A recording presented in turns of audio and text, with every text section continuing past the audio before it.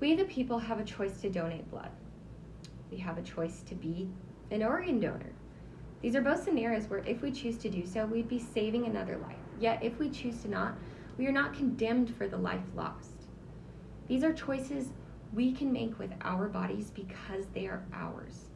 In today's world, this is what women are currently struggling to obtain, the rights to their bodies and what they choose to do with them. On September 1st, 2021, Governor Greg Abbott passed Senate Bill 8, which would place restrictions on when and under what conditions a pregnant individual may seek an abortion. This bill limits women only to seek an abortion in the first 6 weeks of pregnancy or before a heartbeat can be detected. In most cases, women don't even know that they're carrying before this time frame. This imposes two issues: fundamental human rights and privacy. It comes to a point where pregnancy is not about the baby. It's about the women who have lost a sense of empowerment within themselves. SB 8 is not an issue of irresponsible women, but rather the bureaucratic institution's assumptions of rights over the human body. Forcing women into this predicament will lead to unsafe abortions, a high death rate for them, increased poverty, and an increase of children stuck in the foster care system. To reiterate, SB 8 only allows women to seek an abortion within the first 6 weeks of pregnancy, right? The pregnancy is not yet considered viable in this time frame because the heartbeat cannot yet be detected. The issue with this precedent is that typically women who are not actively trying to become pregnant won't even know that they're carrying before then. This is a concern because it limits the woman's options to pursue an abortion at all. Therefore, we're essentially banning abortion altogether. Because women are placed in this predicament, previous similar legislation has been blocked by federal courts. When we limit reproductive rights to women, we are limiting human rights to their bodies. The implications of this can lead to higher deaths of these women now trying to seek unsafe abortion.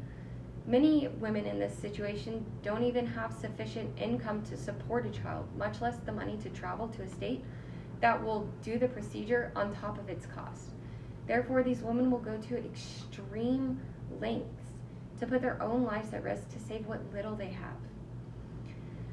Now, if the child in question is born, we must also consider the quality of life they would live. Would they have access to good education, a stable home, or even food on their table?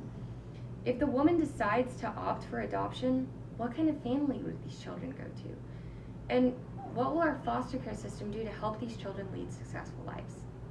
They say that each year, over 20,000 youth age out of the child welfare system without reaching a permanent placement in a family. Certain children, such as those spending extended time in foster care with a diagnosed disability or adolescents, are at the highest risk for aging out. Children who age out of foster care are more likely to end up homeless, incarcerated, or dead within the first year. And they say even after the mother seeks an abortion, the resulting children of the women who were denied had lower average child development scores, and they were more likely to live below the federal poverty level. Whether the child remains with the mother or is put into the system, their quality of life is not setting them up for success. One of the strange precedents included in SB 8 states that any citizen can report a woman or clinic seeking or performing an abortion, as well as anyone who is helping to aid or abet. Along with that, people who report them can be compensated up to $10,000. What's missing from this precedent is a sense of privacy. If such a wildly inappropriate precedent is going to be put into place, we need to consider HIPAA laws. What women choose to do with their bodies should be their decision only. The biggest issue with this aid and abet precedent is that it removes the woman's right to a confidentiality and fundamental human rights. Texas has historically been creative when it comes to violating people's constitutional rights. For example, in 1927, the court struck down a Texas law preventing black voters from participating in primary elections. And again, in 1944, the court was forced to strike down reenacted version of this same law. We can associate these decisions when talking about Texas's new abortion law. The state cannot get around action requirement just by passing on its enforcement powers to private complaints. This would force the judiciary to issue decisions that hinder women's ability to seek a pre-viability abortion. The judicial intervention is state action under Shelley 43, and preventing pre-viability abortions is unconstitutional under this existing precedent.